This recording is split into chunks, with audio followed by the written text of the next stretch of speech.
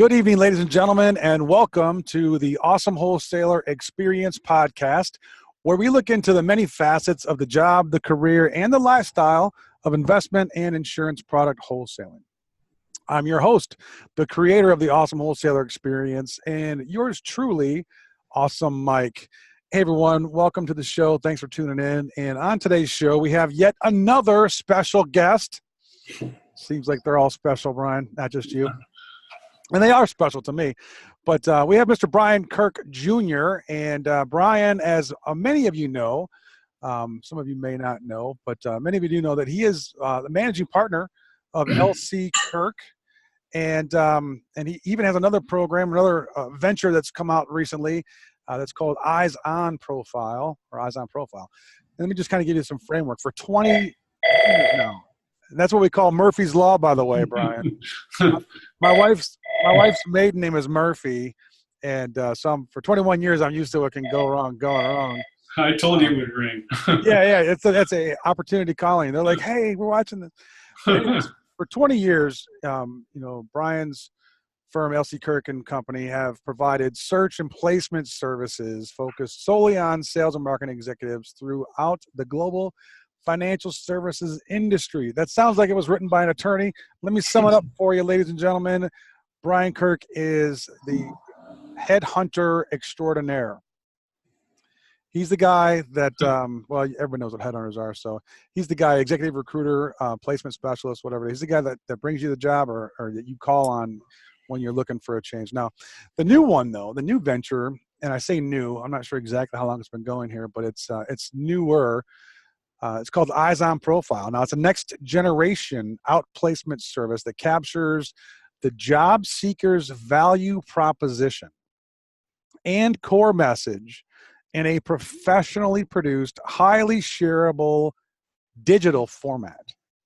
Eyes On Profile enables job seekers to launch an unparalleled career networking strategy, moving them to the front of the line to source their next position faster and more effectively. I got to tell you, Brian, I love it. I think that you are right on track with, the evolution of the business. By the way, Brian graduated from the University of Missouri, Columbia back in the day. So he knows what he's talking about. But hey, please join me in welcoming Mr. Brian Kirk to the show. Brian, how are you? Good. I'm great, Mike, and thanks for having me. We've known each other for a very long time. It's finally great to meet you, even though we're meeting electronically here. Yeah, I look much better online, and you do. We have known each other a while, and in fact, I could remind you of a mutual friend of ours, Joe Doherty, and ask you, have you talked to Big Joe lately? It's been a little while. I think he's on to another project, but it's been a little while. He's one of the more exciting wholesalers that I've ever met. He's certainly a guy who knows how to take it to another level. Yeah, he is he's a can of Red Bull with legs. Yes, very well said. He's a good buddy of mine, but I bring him up because of some interaction that you and I had, and Joe was involved with it too about 10 years ago, and it was one of those dark sides of executive recruiter placement stories. But we won't go too far into that. But glad that you're still my friend. Glad to talk with you today, and I really want to dig into some of the meat and potatoes of wholesaling and of what your firm does, but probably even more impactful is what you're seeing, what your mind is doing right now. So, if you could just tell us briefly in your own words where you have seen the impact that LC Kirk has made, and by the way, you've been with them for 20 years and 1 month. 20 years. Yeah, well, I started. How is that possible? You're like 35 years old, right? I started doing this the day I got out of college. Literally, I walked out of the classroom and went and did this and skipped my graduation. I really didn't know anything about what I was doing, but kind of learned the hard way. But when we started, we were really fortunate because it was 1999. I don't think you could make a mistake if you tried, And I remember having on my wall just a a whiteboard of all the open positions that I was trying to track at a time. And this was a guy who didn't know what he was doing, and I could call accounts and get a search. And I mean, it was gangbusters.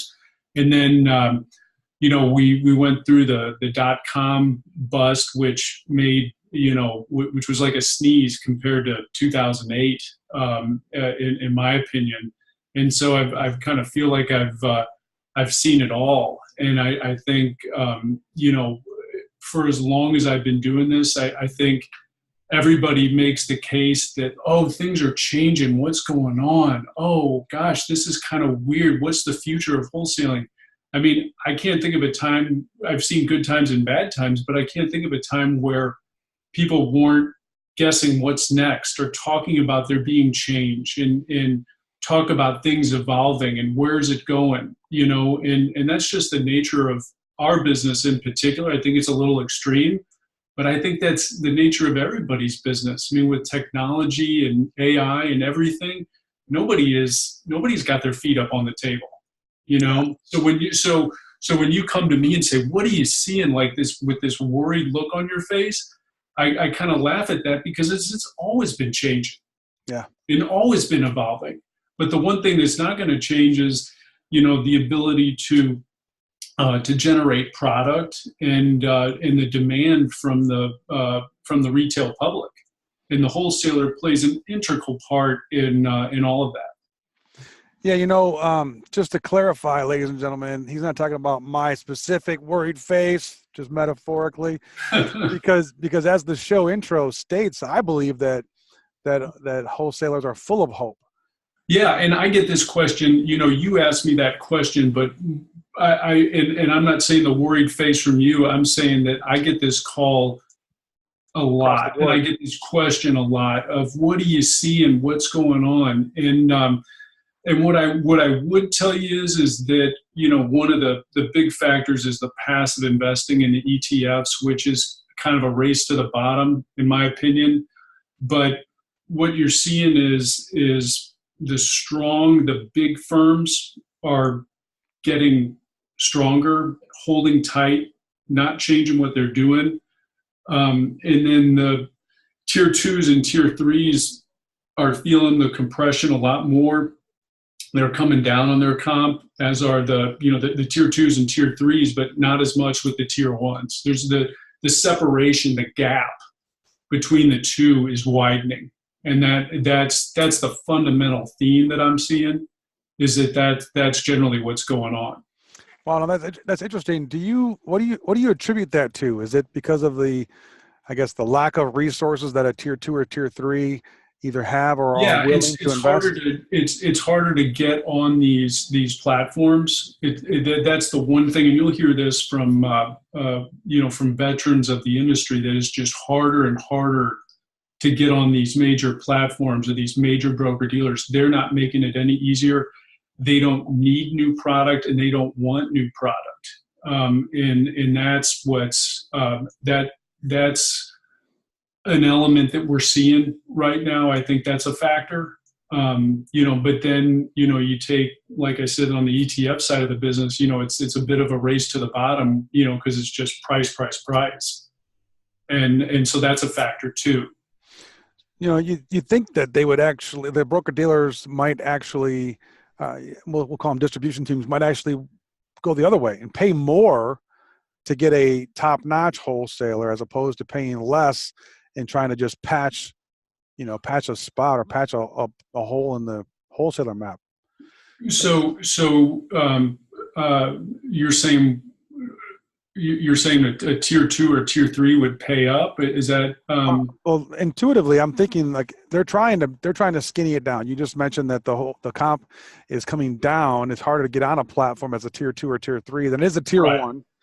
Right. So for the tier 2 and tier 3s, what I'm seeing out there, they're paying less. And even your wholesaler compensation studies, they're paying less. And we're gonna and I'll have the data that I got the report for 2018 complete, which we kind of send out over time. But I'll have the year-over-year report, which tracks everything from 2015 going forward. I'll have that within the next couple of months and be able to send that out to folks. But Yeah, I mean, I think there are, though, in some instances where, you're seeing tier twos still make a lot of money. I know one tier two that I was just dealing with, and when I say a tier two, you got to understand how I'm separating these, or how my partner and I go about separating these. A tier one is a global brand with tons of product, distribution all over the place, etc. A tier two just doesn't have that bandwidth. Although they still have a lot of product, they probably have anywhere from 20 to 30 wholesalers, and then a tier one is a real niche manager with maybe only a couple strategies. Does that make sense? Yeah, that's a tier three. Pardon me. And so that's how we're separating those. But I even know I was working with what I would consider a tier two, and they've got guys making, $650 in north of that. And then I've even seen tier threes where, they've got guys that are in the 400 level, but those guys are earning it. And when I say earning it, they're earning it on trails,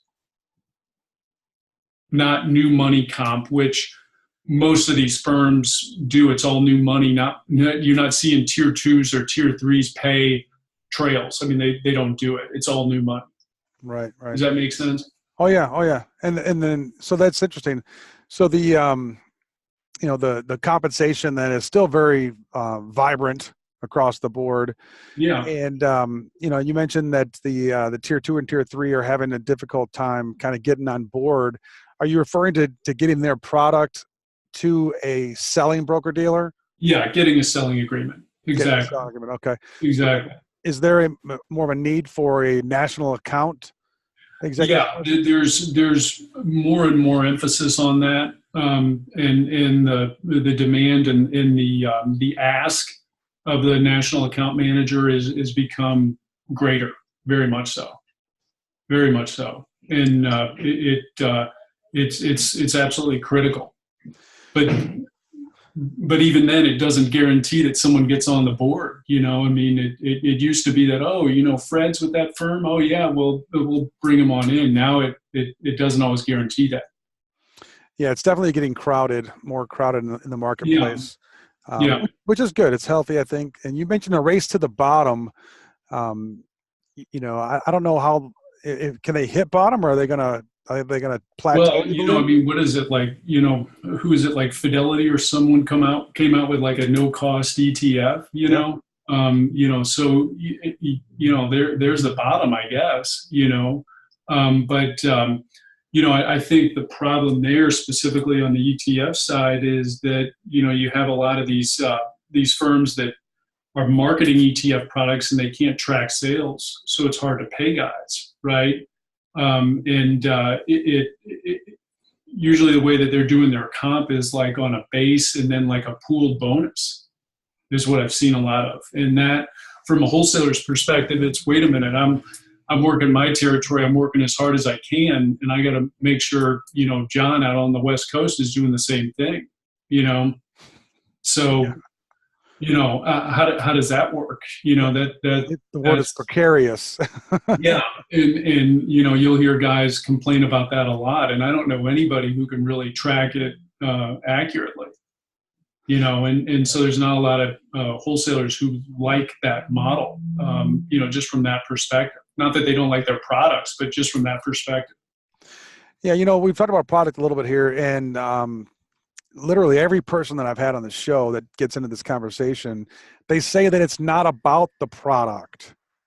They say that if you're going to just focus on the product, your day in the sun will be very short-lived if you even get it.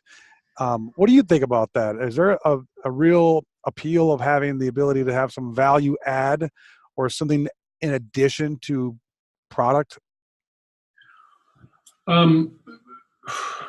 You're saying it's not about the product? I'm confused by your question. Yeah. A lot of folks that come on the show, they tell me that it's not about the product, that the financial advisor or the RIA or the sales coach or manager, they say that everyone has enough product. I mean, Yeah. literally, there's no new thing that's coming out there. Now, you might get some on occasion, but it's a little tweak on another investment type, like opportunity zones. Well, that's a tweak on. Yeah. Yeah. So what they're saying is that it's not about the product. It's about the relationship. It's about what can you bring in addition to your product to our relationship, so that you become very valuable. Yeah. Add. You need a solution. Bringing bringing more to the table than just here's my large cap growth fund versus yours, and here's how it performed. I agree with that, obviously to a degree, but I think the more unique products that you're able to bring and talk about, does have an impact. They bring their own inherent value with them. The products are the value. So do you think, as you're matchmaking with these job seekers and the positions, do you consider the value add ability of the candidate, or what are the top things that you do look for when you're trying to make that match? It's all about relationships. What happens in a lot of the searches that I work with, fortunately, all of you guys in the field are very astute at what you do. You're good at what you do. Otherwise, you wouldn't have been doing it as long as you have been, right? So you can look at a resume, and if a guy's, been in a market for 10 years, hey, this guy's got to be doing something right. So a lot of folks are cut from the same cloth. It's really a matter of, do the relationships line up? And then what have they done what have you done historically in sales, right? With a similar product. I worked with a smaller fund family that was building up their distribution, and there's been a lot of dislocation out there, and they've been able to pick up on some top guys because of the market dislocation. And, I brought him a guy over in the mid-Atlantic who, was doing 300 million in his territory. Okay. And these guys have a goal because they're a startup. They have a goal of 50 million. They're profitable on a wholesaler who does 50 million. And they've got a lot of the same broker dealers. So I just came to them with a guy who does 300 million annualized over the last 10 years. And their goal is 50. They look at that and they go, how do we lose on this hire? And so that's my job. It's almost like from an actuarial perspective, I'm there to come in and say, Mike, you're the national sales manager. This guy's got a track record of doing 300 million in sales for the last 10 years annualized. Your goal's 50 million. How can you not hire this guy? So that's basically what we're doing. So it all comes down to the relationships. And if I were to give anybody any advice, it would be to hold on to your relationships and build on those relationships. You might not be happy with where you currently are or what have you, but continue to focus on those relationships, and opportunities will continue to present themselves. Yeah, that's interesting. And, do you, I guess we just assume, but have you seen it where the relationships can transfer into business? Do you see the financial advisor follow the wholesaler from product to the next product? And in particular, the pushback is, well, wait a minute, Mike, 2 months ago, you were telling me that product A was the best thing since sliced bread, but now, because you're with this other firm, now you're telling me product B is the best thing since sliced bread. What gives? Well, I think that's a factor, but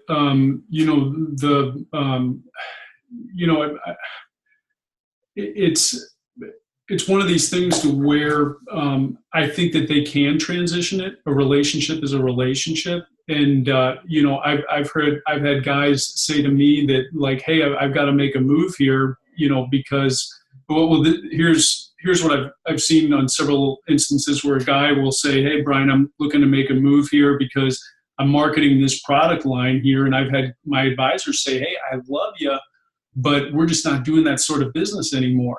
And if you were with another group, we could use you. So, it doesn't guarantee that a person can transfer over their business. But at the same time, I mean, it does have it's a factor. Does that make sense? Oh yeah. I mean, it gets the door open. At least you get a conversation. Yeah. And let me back up, because what these firms don't want, and they know real well, any national sales manager is a pretty smart person.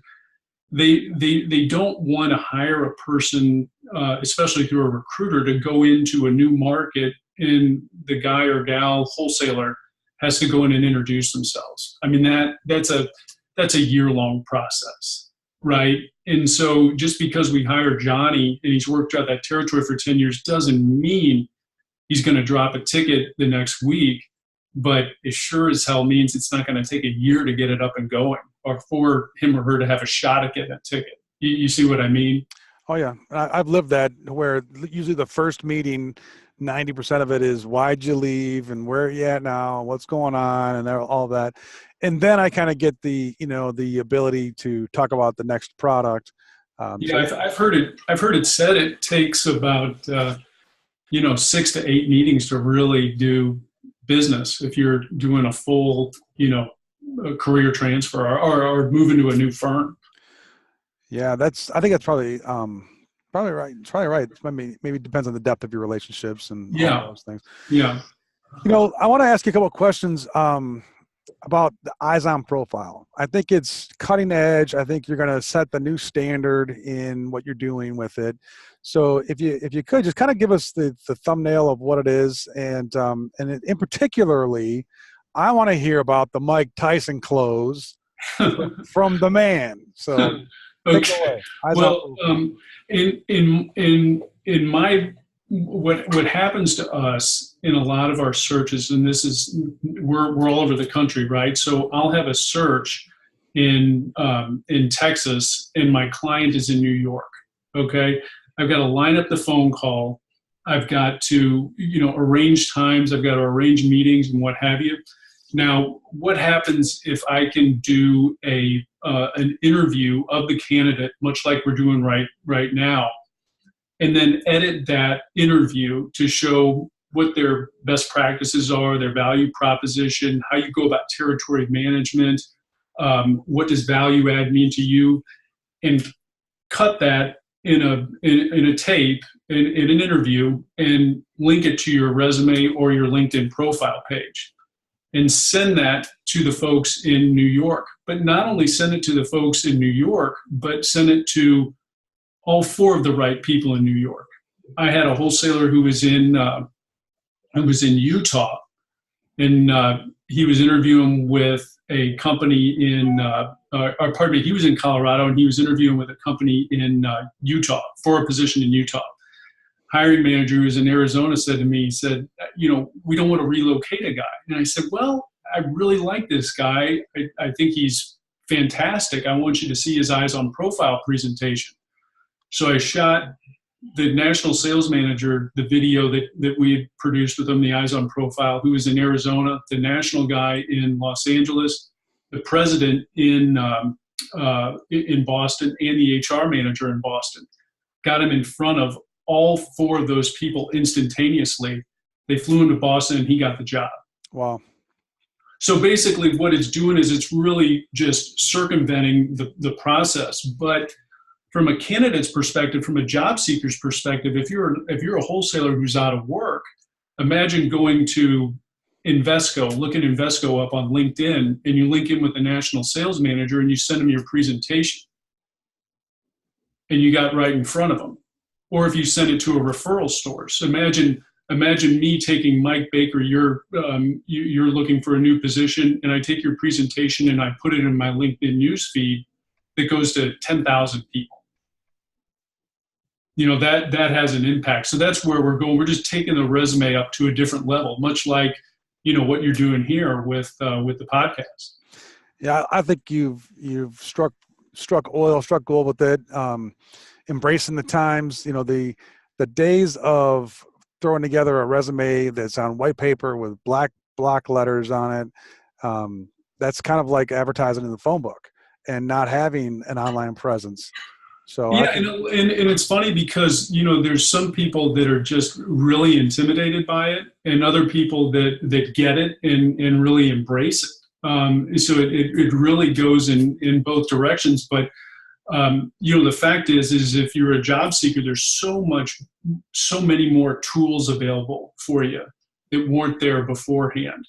The idea of being able to get in front of somebody instantaneously is a big factor. I mean, think about how busy a national sales manager is, and how hard it is to even get FaceTime with that person, even if you were in the same building. Much less being able to script your answers or script your first impression. And that's basically where we're going with it. So tell us, what is the Mike Tyson close? Well, on the Eyes on Profile site, we put together basically a podcast that goes over what you got to do in the interview process, from the first interview, the second interview, the final interview, to career networking. And I would work with candidates all the time, and I would say, well, Mike, here's what I feel like you got to do is we're setting up this call here. As you're talking to the sales manager, here are the themes to hit on. And I thought, well, gosh, I had this rant that I do, and it takes a long time. Why don't I just record it, put it on a website so I can send it to a candidate and having them listen to it rather than me running it all down. And one of the snippets in the piece there is what I call the Mike Tyson close, to where a lot of people will leave an interview and they're kind of ambivalent, and they don't make their intentions clear, and nor do they force the hand of the hiring manager. So at the end of the interview, what I suggest people do, Mike, is they ask the hiring manager, is there anything in this conversation that we haven't covered that would prohibit me from going forward? Because if there's something we haven't discussed, or if there's something in the back of your mind that you're concerned about, please, let's discuss that issue, because I want to move forward. It's the knockout punch, really, because it forces the hand of the hiring manager to tell you where you stand. Or do they say, oh, we'll call you later? Or do they say, hey, I want you to talk to my boss and we're going to schedule a meeting next week? So it really saves a lot of time, but it forces the hiring manager to tell you where you stand. And that's just one of the tactics. So I'm going to come out with more of these videos over time of just, the best interview question you can ask. I've got all kinds of little things that we're putting together. Opportunity is knocking there again for you. I think that's terrific. In fact, I think it's something that we can learn a lot from, even as a wholesaler. Like, one of the biggest things that causes business to happen is we ask for the business. So if a wholesaler candidate doesn't ask for the job, you can pretty much assume that they're most likely not going to ask for the business. It's funny you say that, because I've used that line, and several of the guys that I've worked with, wholesalers, have said, I'm going to use that when I go in into my meetings on a wholesaling basis. And I always say, I didn't originate that. I think I stole it from a wholesaler, and I can't remember who it was. Yeah. So it's not an original theme. I took it from somebody. Well, Tom Hopkins is sales guru, and he uses the same kind of vernacular. Is that right? Okay. So it's definitely, but it's just having the courage and the confidence and the presentation skills to be able to ask for that business. You mentioned earlier the phrase the ask. Yeah. And what I'm finding is that actually a lot of national sales executives, national sales VPs are doing that. Here's my ask. My ask is this. So I don't know if it's in their niche of the marketplace or not, but I like the way it sounds. Here's my ask. It kind of lets you know right where you stand and what the intentions are. It's very important to do when you're interviewing, because it also it lets them know exactly what your intentions are. Hey, I want this job. Well, most people think, well, gosh, doesn't he know that? Of course he should know that. No, it's not intuitive. You got to ask for it. Yeah, you know what that old assume means, right? Yeah, you don't want to do that. Yeah. Right.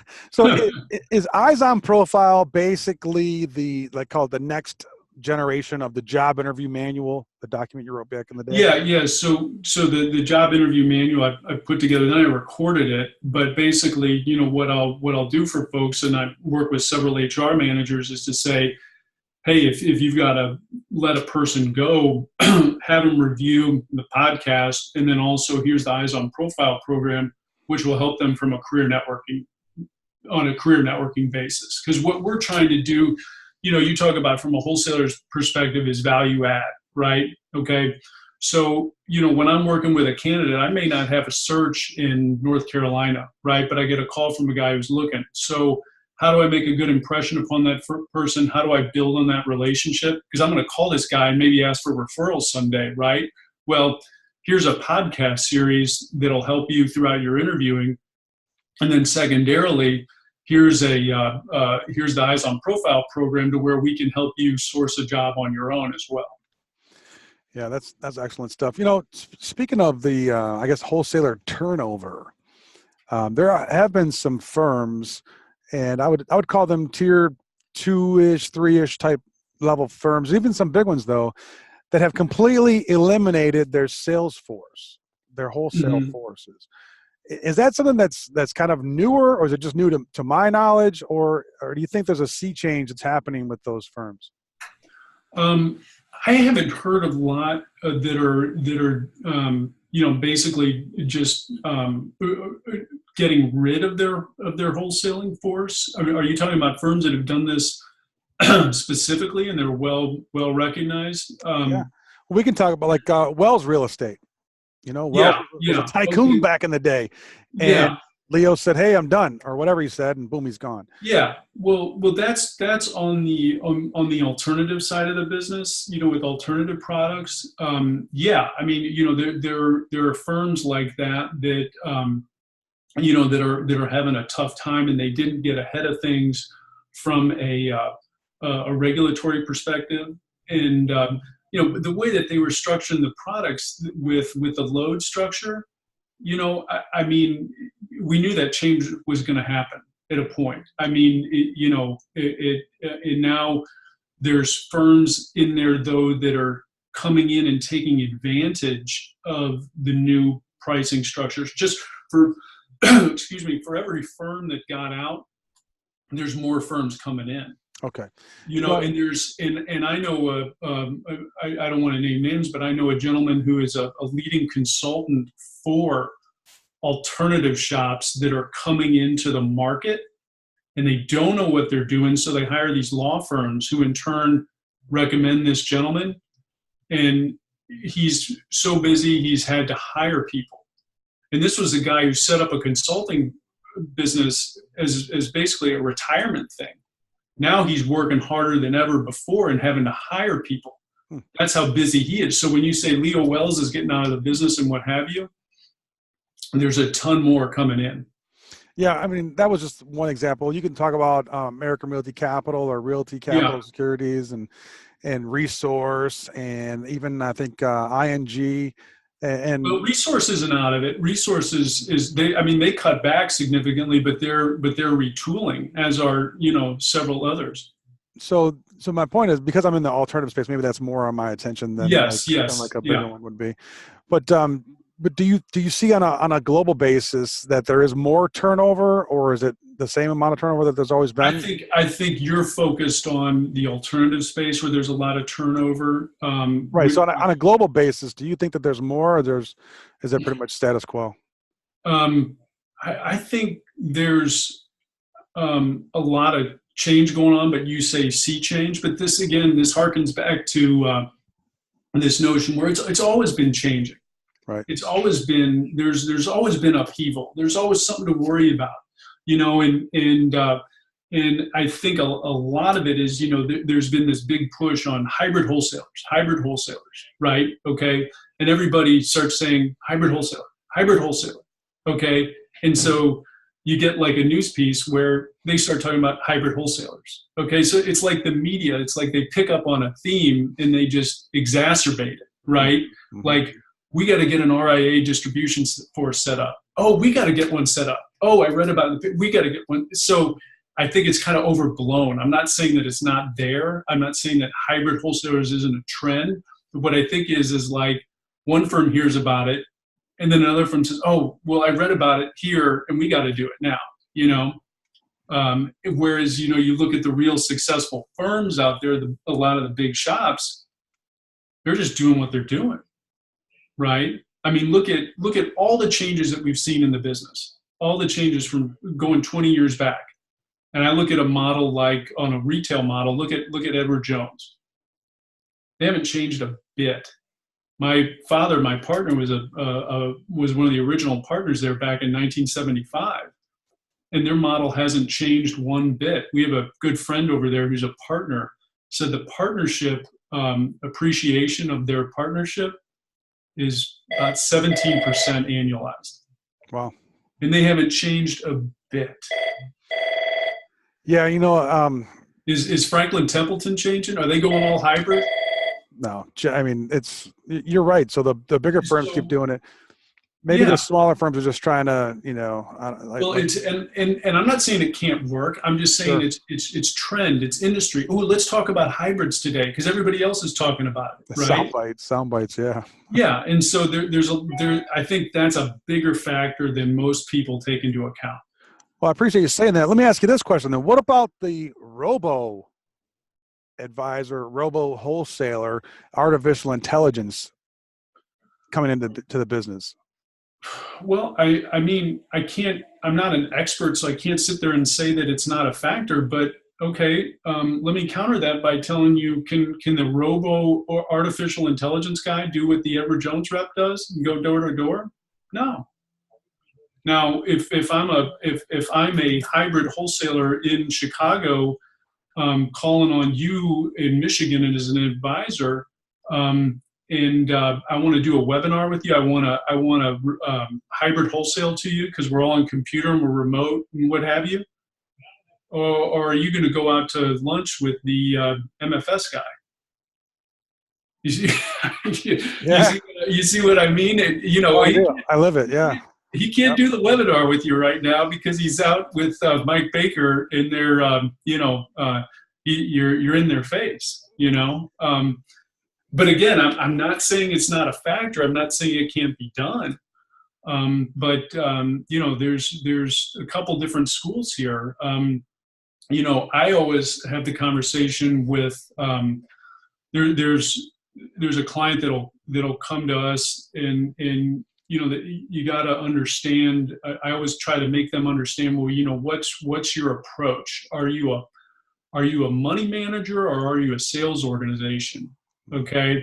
And there's a firm in New York that I've worked with. They're a niche manager. They're a tier 3, but they pay their people well.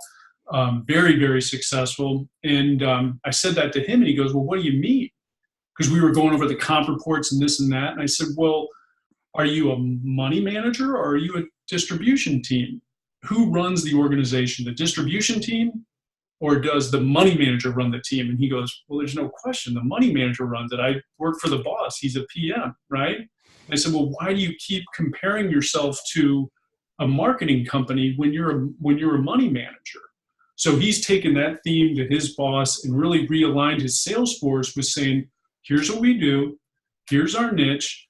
We walk into an advisor's office and we explain that niche and we explain what we do and explain why we're the best at what we do. And that's it. Now, we're not going to robo wholesale that or hybrid wholesaler that. We're going to take a straightforward approach, go belly to belly with advisors and tell them what we do, why we're the best at it, and that's that. Yeah, but it's very rare, I think, where you see a firm that's balanced the both of those aspects, being both a money manager and a distribution force. There's a few that can do it. Yeah, it's very difficult to be all things. I think that, and I want your opinion on this. Do you think? I mean, I'm seeing some advisors that are using the robo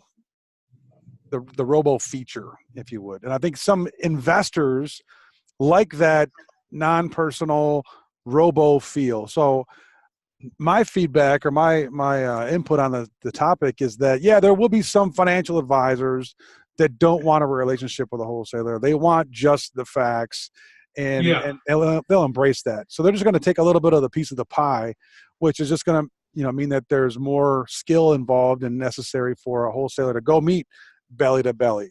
And I also think it's like you can make that argument with serious money. I mean, if I handed you $10 million, you're going to go robo it. You're going to go You're going to go E-Trade that? I don't think so, right? But that's not to say, like my younger brother's generation, they're so in tune to, working with computers and they have a whole different mentality than you and I might. But, so I'm not saying it's not a factor, but I think when it comes to serious money, I mean, it's going to be very hands-on. Yeah. Yeah. No, I agree with you. And a lot of folks are afraid of the robo, threat that's out there. And I think you hit it right to where when it's talking about significant wealth and real money, real clients, that relationship still is primal. Yeah, and again, the perfect example, the guys at Edward Jones, they hire 200 guys a month. And it's just what they do. And they keep doing it every month, year after year, year after year after year. And they keep doing the same thing. My brother is an Ed Jones guy now. He's a former wholesaler. He moved to Florida, call it semi-retired, and now he's having a blast in his neighborhood. Yeah, it's a great program. I mean, they do it. They're a very good organization. Very good. Relationship based for sure. Yeah. We're talking about the structure and kind of the hybrid wholesaler, or let's call it the soundbite of the day. Yeah. But with technology over the years, over your 20-year career, you have to have seen some different structures and wholesaler organizations, whether it's the implementation of a 1099 wholesaler or this hybrid. What do you see that's really working today, or maybe the highest, key points on how to design a wholesaler organization structure? And maybe what are some of the things that you're seeing that maybe you would advise people to stay away from? Well, I mean, I think the more successful programs are when a company comes in there and hires an individual, and they don't have to make a big guarantee to that individual.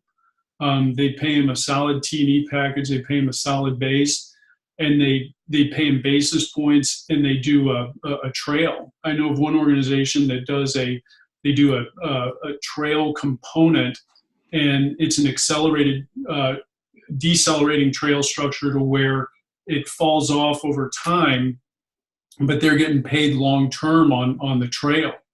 And so what it is and what makes it work and why I think it's so successful is because there's shared risk. When a hiring manager or when a company comes in and hires somebody, they're taking a risk. When you go to work for somebody, you're taking a risk, right? And so in that trail component, I want to stay here because I want to get my trails. And then the hiring manager says, well, we don't want to go out on a limb and make you a big guarantee. And so we'll let you earn those trails. So it's that shared risk. Plus it incentivizes the wholesaler to service accounts and the like. And so that's also a big component, but that's where I see a lot of firms and a lot of people be successful with that shared risk. Not just being on new money. No, I've seen that out there, and I think it's wise. It's even something subliminal or subconscious to where if you feel like your responsibilities are in line and there's no win-lose, it alleviates a lot of unnecessary pressures or even uncertainty. Yeah. And that's where I've seen it work. That's where I've seen like the wholesaler be the most happy, the firm be the most happy. Where I don't see it work is, the 1099 doesn't work very well. Although I placed one gentleman in a 1099 role who was very successful, continues to be very successful, but all in all, it's hard to make it work. You got to have a hot manager, and, a lot of people, they can't go for a year and build it up. It's not that they can't sell or can't make it work, but they can't, take a year to make no income in the hopes that it does work out. I mean, it just doesn't work in a lot of instances. Yeah, I can understand that.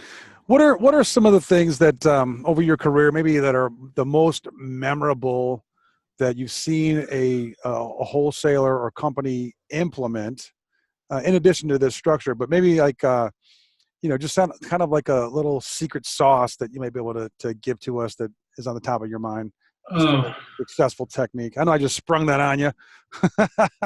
Yeah, like from a distribution standpoint, one of the most successful one that I watched from the bottoms up was Fisher Investments. I watched them from the bottoms up, and probably the best, most aggressive sales force I've ever seen. Cultish to the point of I don't mean that in a bad way. It's the way that they are, and they're very successful. I got to see a personality of Ken Fisher. I met Ken when I was maybe 22 years old, and just watched him and the organization go to the moon. I think they're well over 100 billion in AUM, and this was when they were about maybe 2 billion, I believe. Wow. Their secret sauce is just a real hardcore work ethic and very aggressive. I mean, almost to the point to where you could argue that it's too aggressive. I mean, they're that focused. Yeah, I know them very well. I know two people that actually represent them that I've both served on as wholesalers, partners with. And one of the things that I think that they have done, which is, I think it's actually brilliant, is they picked a fight. They didn't say, oh, yeah, we do that too. And, oh, yeah, we have high commission, no commission, low commission, whatever you want. No, Ken said, I hate annuities. Yeah. And well, he's also gone up against the advisor in a big way too.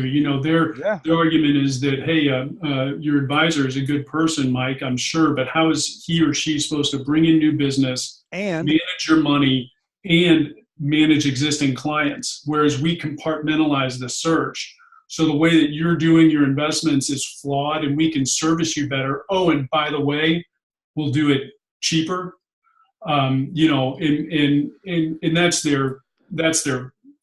that's how they go about things. Now I'm not saying it's right or wrong. I've observed what they did, and they found a niche, and they bore in on it, and they're very successful.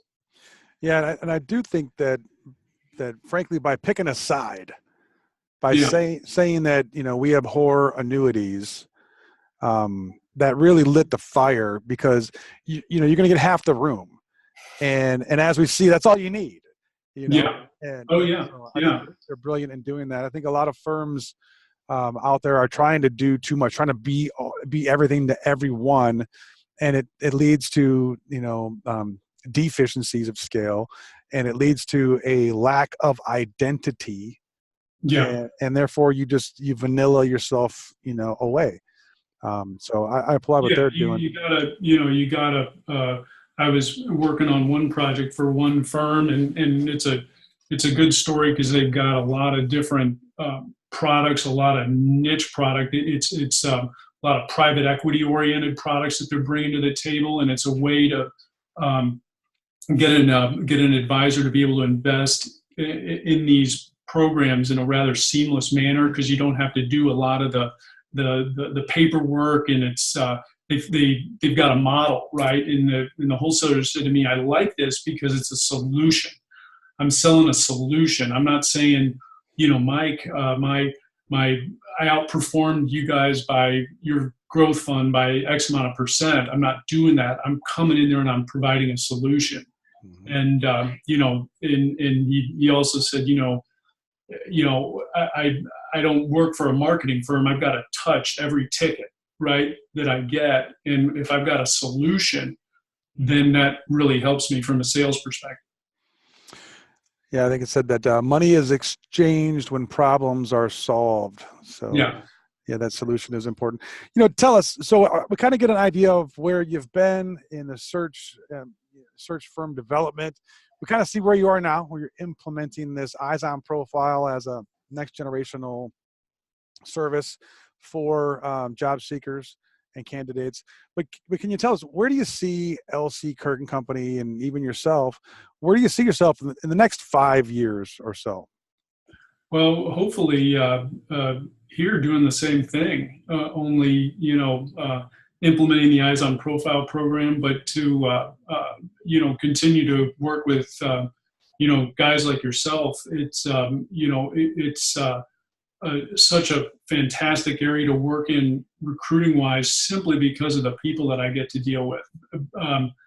The nicest, most professional, most well-educated group of people as a whole that I've ever met is the financial services, sales, and marketing community, without question. Everybody is very professional, very polite, just good people through and through. And so I'm very blessed to be able to, work with folks like yourself, which it's a lot of fun. So I hope to be doing this for a long time. My father's turning 70, and he works as much as I do. And I don't think you could do that if it wasn't for working with great folks like yourself. Yeah, that's well said. Is there a next generation, or is there a Brian Kirk the third? There's a Rush Kirk and an August Kirk and a Lachlan Kirk. Yeah, so there's more coming up, but with the Eyes on Profile program, Megan Kirk, my sister, does all the directing. She's got a theatrical background, so as she interviews candidates, she's really good at it because she's got an acting background and an acting coaching background. And so when we do these interviews with people, it's not like you're on the phone with me or on the Skype call with me. We've got a professional actor there backing us up. Wow. Which makes it all the easier. And even, I'm sure the product is even more superior. That's cool. So it really is. I mean, this is a genuine family-owned enterprise. Yeah. And I enjoy, working with my father, and, it's all kind of, come together. And I couldn't do the Eyes on Profile program without Megan, because she's, so talented with not only working with people, but really understands the technology. And then to boot, my brother Christian oversees all the editing. And ironically, Christian used to work at Trailer Park in Los Angeles, where they do all the movie trailers. So when we cut tape and when we do the editing, we've got a professional studio editor who oversees all that. So I basically took all the things I had going for me, Mike, be it my sister's coaching experience, my editing experience, my brother's editing experience, and put it all together in the hopes of being able to take this to HR managers and job seekers in order to, help them source jobs faster and more effectively. But not only that, have us be able to work with them to streamline the recruiting process. So if there's a candidate that's out there that would like to get in touch with you to pursue this, is that something that they can do, or is it something that you reach out to them? How would a candidate? So whenever a candidate calls me at LC Kirk and Company, I'm going to say, look, Mike, if you're in the job market, I want you to review the podcast and the Eyes on Profile program, because I believe it can put you in an advantage. And it's really funny because you'll see some people really embrace it. And then you'll see other people who would just say, me on camera getting interviewed talking about what I bring to the table, I can't do that, and they just say there's no way. And I say, well, look, you get on the camera and you've got to be able to, you'd be surprised at some of the resumes I see. They're horrible. And it's like, look, if you can just get on a screen and say, I worked in the Texas territory, I accomplished X as measured by Y by doing Z, that's all you got to do. Because that's what hiring managers are looking for. I came into this territory, I took it from here to there. I'm number 8 out of 32. I did this by doing X amount of meetings a day, doing this, and this, etc. That spells it all out for a hiring manager. And if you can do that and get in front of the hiring manager with that message, you can not only get in front of more hiring managers, but you can streamline the process. the impact is immeasurable too. It's 10x. I mean, the words you can put on a piece of paper pale in comparison to where if someone can see a human talking Yeah. to them, it's immeasurable. A resume measures competency, whereas the video measures presence. Well said. And and presence is where thoughts and ideas travel. And a resume can't capture that. And so where we're trying to capture that, what the Eyes on Profile does is captures that. But beyond that, Mike, it streamlines the process. The methodology that you have to go through from a candidate. Applying online is simply a waste of time. Okay. I mean, the average corporate job receives something like 250 resumes, and you have less than 1% chance of getting the job, much less getting in front of the hiring manager. Not to mention the fact that as you apply for this job, you're going to have to fill out tons of paperwork, whereas you don't even know if you got past the automated screening process. Whereas you could go to LinkedIn with the national sales manager and get in front of them, go back to your LinkedIn page and see if your profile was viewed. And believe me, if you're the right candidate and they think you've got something to deliver, they're going to get in touch with you, not send you a wad of paperwork. Brilliant. That's bravo. You're the first person I've heard of doing this. So I think you're going to be yet another pioneer or trendsetter in this regard. What about a firm? If a firm wants to, use your services to fill a position or even to consult about the structure of their sales team, should they also view the Eyes on Profile? Or yeah, sure. I mean, when we work with candidates and when we work with firms, we say, hey, look, we offer this to our candidates in order to help you screen clients and what have you, or screen candidates rather. But more to the point on the compensation structures and that sort of stuff. That's where we offer firms an advantage by not only say, hey, we'll go out and find you a good person, a good wholesaler or what have you, but we're going to take it beyond that and show you, how to build your distribution team and what other firms look like with the complexion of their organization, what the trends are in that respect. Because at the end of the day, where our value is, Mike, is, bringing someone who presents such an overwhelming value proposition that the hiring manager and the firm recognizes that there's more of a risk in not hiring the person than there is in hiring them. That's our job. And you are the master of that. So congratulations on that. Hey, before we wrap up, Brian, I would like to ask you my 2 signature questions. And I ask these two questions to every guest on the show. It's sometimes entertaining and sometimes I stump the guests too. So okay. But essentially, if you imagine a scenario where you're on the phone and you're making a phone call, and on the other end of the phone answers the 30-year-old Brian Kirk Jr., you have 5 minutes to give your younger self some advice. What would you tell your younger self? Don't worry so much. Don't be so rushed, I guess. I think that, I plan on doing this if you plan on doing something for a long time and you're consistent and you have fun, continue to do that. I guess now I look back at all those times where I was real frazzled and ran real hard and real fast. And I said, well, look, I didn't have to do that. I didn't have to be frazzled and worried or work real, and be in a panic. That was so unnecessary. And, and if you want to continue to do this, you're going to have to learn to take it one step at a time and not be so frazzled or panicked to get this done. It's all going to take care of yourself, but be more patient and be more, relaxed, because you are going to get it done at the end of the day. You don't have to do it with such a frazzled attitude, I guess. But that's just my personality. So I have trouble. I've got to manage my own personality, That was my follow-on question. But it's my poor wife that's got to live with me. The following question is, would your 30-year-old self be able to hear that, do you think? No, absolutely not. No.